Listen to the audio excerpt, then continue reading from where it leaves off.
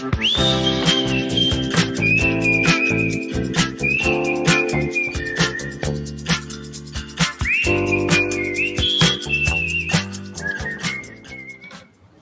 everyone. I am very happy to be here. And well, to begin with this topic, I will tell you a very ancient story that reflects the importance of ethics in society. This story, described in Book 2 of Plato's Republic, tells us about Gyges, a shepherd working in the service for the king of Lydia. One day, after a severe storm and an earthquake, a chasm opened on the ground where he was grazing his sheep. Intrigued, Gyges descended into the opening and found a hollow bronze horse with doors. Upon opening them, he discovered the dead body of a giant who wore a gold ring on one of his fingers. Gyges took the ring and emerged from the chasm. Later, during a meeting with other shepherds to report to the king about the flocks, he noticed that when he turned the ring on his finger, he became invisible to others, but he could see and hear everything around him. By turning the ring again, he regained his visibility. Gyges decided to take advantage of the power he possessed. Using the invisibility granted by the ring, he infiltrated the royal palace, seduced the queen, and with her help conspired to assassinate the king. After eliminating the monarch, Gyges seized the throne and became the new king of Lydia. The reflection behind this story relates to the importance of ethics and human action. Philosophers throughout history have stated that, contrary to relativism, there are universal norms that govern human action. By following them, we can coexist in societies, and these norms are part of a science dedicated to study human actions in terms of good and bad. That is ethics. Anyone may agree or disagree with this vision. Still, the truth is that human beings need principles to guide their activities towards the good, to avoid dying, becoming ill, or harming others. Ethics, as a science, asserts that every human action impacts externally to others, but also internally to ourselves. That action shapes us. Different theories have been developed throughout history to explain what the basis of these fundamental principles should be for human beings. The first is Aristotelian ethics, or virtue ethics, created by Aristotle in the 4th century BCE. This theory is presented in 3 different works written by Aristotle: the Eudemian Ethics, the Magna Moralia, and the most important, Nicomachean Ethics. Here, he explains that the human being has an ultimate end or telos in life, and this is happiness. Aristotle introduces the function argument to explain how the human being can achieve happiness. In this sense, he maintains that every being has a specific function, and the proper function of the human being is the activity of the soul in accordance with reason. Thus, the philosopher affirms that every human being performs acts that can be good or bad. The repetition of these acts become habits, and if they are good, they are called virtues, and if they are bad, vices. Imagine that you are Gyges and have the ring. You can use it to conspire against the king or to help him become better. The rational activity or virtue could be to help him improve rather than killing him and usurping his place. The latter would align more with an irrational and emotional attitude. Another ethical theory marked the history of humanity, the ontological ethics or the ethics of duty. Developed by Kant in the 18th century, it emphasizes human beings seek happiness, but the path has nothing to do with virtue.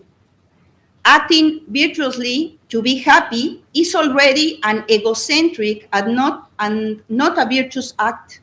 For this reason, he establishes something more radical. Kant maintained that the rules from which humans act can be divided into two types: external, imposed by the state, and internal, self imposed by the person. That is, moral norms or those of conscience. Kant asserts external norms, often coercive, do not motivate us to act according to good. For Kant, it would be much better to find norms we follow not because we are obliged to, but because we are convinced to. Kant states that the faculty leading us to behave according to good or evil is the will. Therefore, this must be fundamental for this new ethics. The will must communicate with reason and find those intrinsic norms for the human being to act according to duty. But why duty? For Kant, when I know what my duty is, I do it. And this is an internal conviction, not externally imposed. In the case of the story of the Ring of Giges, his duty was to defend his king and not to conspire against him. Acting out of duty leads me to act with a clear and objective sense, not moved by subjective issues. Finally, utilitarian ethics, or the ethics of consequences, holds the morality of an action is determined by its consequences, specifically by its contribution to general welfare or total happiness. The principle of utility or principle of the greatest happiness is the fundamental principle of utilitarianism, which established that an action is morally correct if it tends to promote the greatest happiness for the greatest number of people. The ethics was shaped by different thinkers.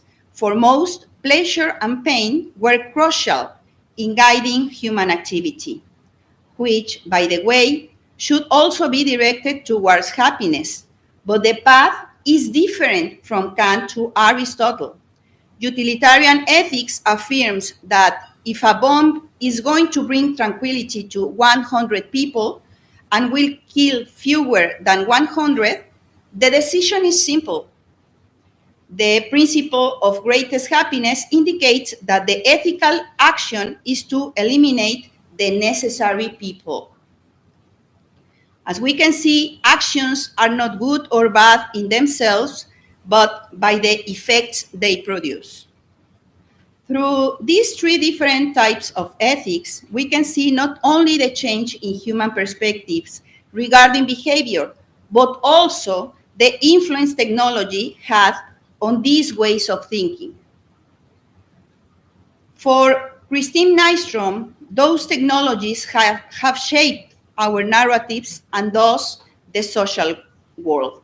And every time these information technologies are used, there is an impact on the human being, an unconscious effect that shapes us in the same way that virtue or vice does. The difference is that we have been ignorant of this until now. Therefore, if technology impacts us and shapes our behavior, we are talking about a new type of ethics, the ethics of media ecology, which I call Technoaxia. Technoaxia derives from the Greek techni, meaning technique, and axiology, the theory of values. This term emphasizes that it is through the use of technology that we orient ourselves toward new values, habits, and modes of action. Rather than simply altering how things are done, Technoaxia represents an ethical framework that generates new meanings through media use, which in turn shapes our ways of thinking and acting. Technology introduces new habits that can either benefit us or divert us from our ultimate goals. Being aware of these effects is essential for achieving well-being. In the contemporary context, we can identify virtues and vices of the digital age. Examples of vices include information overload, excessive use of social networks, between others. Failure to recognize these effects may result in becoming lost within the capitalist goals of others. Marshall McLuhan and others referred to as invisible environments created by communication technologies and of the hidden ways in which these environments structure our meanings. What we ignore can cause greater difficulties than what is in front of us. Finally, we might ask ourselves, which ethical framework is most beneficial in guiding our actions? Reflecting on the story of the Ring of Giges, we can question what might have helped the individual to remain virtuous? Had he been aware of the challenges, behaviors, and thoughts the ring would provoke, would it not have been wiser to avoid it altogether? This narrative mirrors our own experiences when encountering new technologies or media, as we often fail to recognize the invisible consequences that may lead to harmful outcomes, and even the erosion of our humanity. Thank you very much.